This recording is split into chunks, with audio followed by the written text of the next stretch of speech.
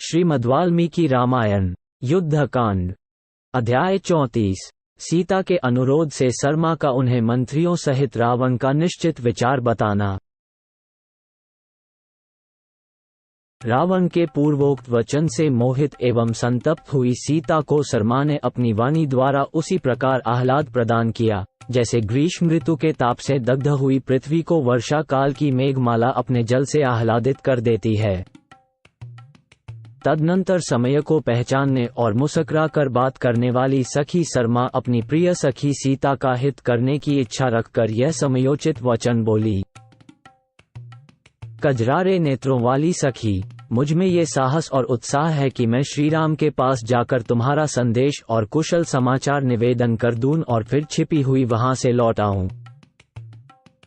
निराधार आकाश में तीव्र वेग से जाती हुई मेरी गति का अनुसरण करने में वायु अथवा गरुड़ भी समर्थ नहीं है।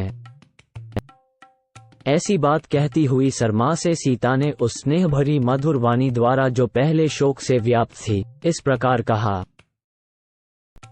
सरमे, तुम आकाश और पाताल सभी जगह जाने में समर्थ हो।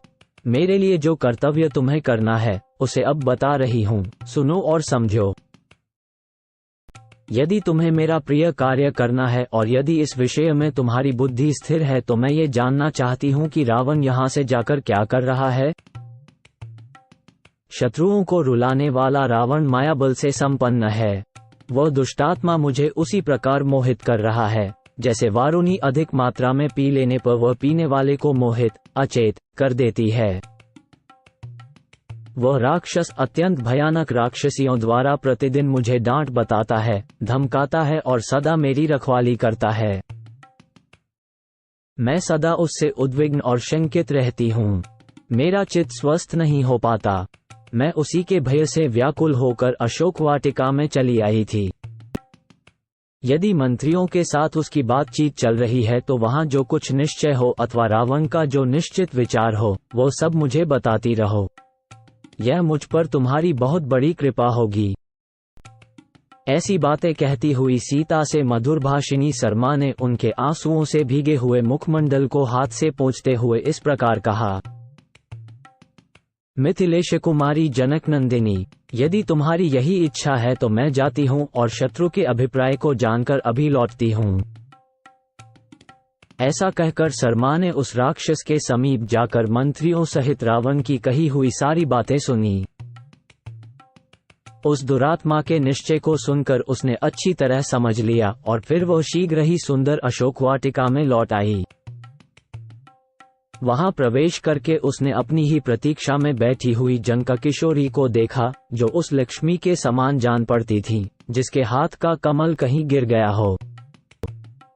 फिर लौटकर आई हुई प्रियभाषिनी सरमा को बड़े स्नेह से गले लगाकर सीता ने स्वयं उसे बैठने के लिए आसन दिया और कहा, सखी, यहाँ सुख से बैठकर सारी बातें ठीक ठीक बताओ। उस क्रूर एवं दुरात्मा रावण ने क्या निश्चय किया। कांपती हुई सीता के इस प्रकार पूछने पर सरमा ने मंत्रियों सहित रावण की कही हुई सारी बातें बताईं। विदेह नंदिनी, राक्षसराज रावण की माता ने तथा रावण के प्रति अत्यंत स्नेह रखने वाले एक बूढ़े मंत्री ने भी बड़ी बड़ी बातें कहकर तुम्हें छोड़ देने के लिए रावण को प्रेरित किया। राक्षसराज, तुम महाराज श्रीराम को सत्कार पूर्वक उनकी पत्नी सीता लौटा दो। जनस्थान में जो अद्भुत घटना घटित हुई थी वही श्रीराम के पराक्रम को समझने के लिए पर्याप्त प्रमाण एवं उदाहरण है। उनके सेवकों में भी अद्भुत शक्ति है। हनुमान ने जो समुद्र को लांघा, सीता से भेंट की और युद्ध में बहुत से राक्षसों का वध किया, ये सब कार्य दूसरा कौन मनुष्य कर सकता है।